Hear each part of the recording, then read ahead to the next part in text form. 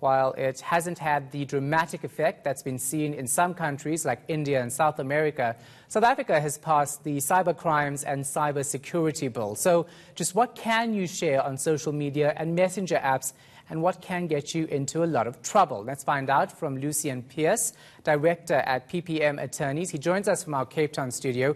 Lucian, thanks for your time. We appreciate it. Tell us more about the Cyber Crimes and Cyber Security Bill.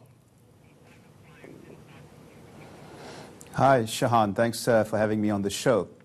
Okay, so as far as the show is concerned, not the show, sorry, the bill is concerned, it used to be called the Cyber Crimes and Cyber Security Bill, but it's now been split into two. It's now the Cyber Crimes and Cyber Security Bill. Sorry, I'm getting a bit of feedback, which is why I might sound a little confused.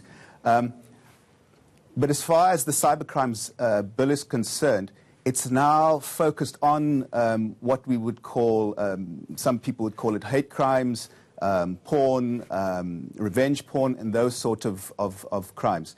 And it essentially criminalizes them and gives people remedies, very quick remedies, to take action where pictures of themselves have been shared online, or where somebody is inciting violence against a particular part of the population or a particular person. So this bill, once it becomes a law, because it's not a law yet, is going to give people who, up until now, have not known what to do in these circumstances, a lot of power to take action quickly in those circumstances. The one thing that will come to mind is that video of Malusi Gigaba, the former Minister of Home Affairs. I know that lots of people were warned about sharing that video because of the consequences. Let's talk about the consequences of sharing videos and images without permission. What do you face? Well, absolutely. So it does prohibit the sharing, excuse me, of those images where the person hasn't consented to it. So if you are a person who initiates it or perpetuates it, there's the possibility that you could end up spending 3 years in jail if you're convicted of that particular offense.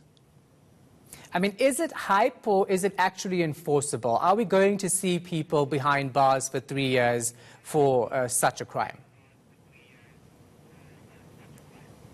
Look, I think it is going to happen. I mean, our technologies are progressing so fast that at some point we'll be able to trace the source of these, or the person who's initiated this particular image. WhatsApp, of course, is quite encrypted, so it is particularly difficult to track people down. But in other media, for example, emails or other sources, it will be possible to track where the image originated. So in those instances, there is a strong likelihood that you will be convicted, particularly if somebody is tenacious enough to pursue you and perhaps to even get private investigators to find out who the source of this particular image was or who is distributing it. So I do think that people will see themselves spending time in jail. Yeah, and tell us about the implications for personal cybersecurity going forward.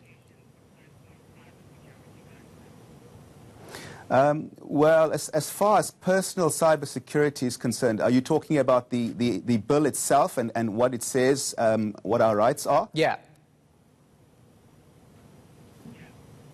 Okay, as far as that is concerned, it's going to give us a lot more protection because it's going to criminalize people trying to get into your devices, accessing them, whether it be at work or at home.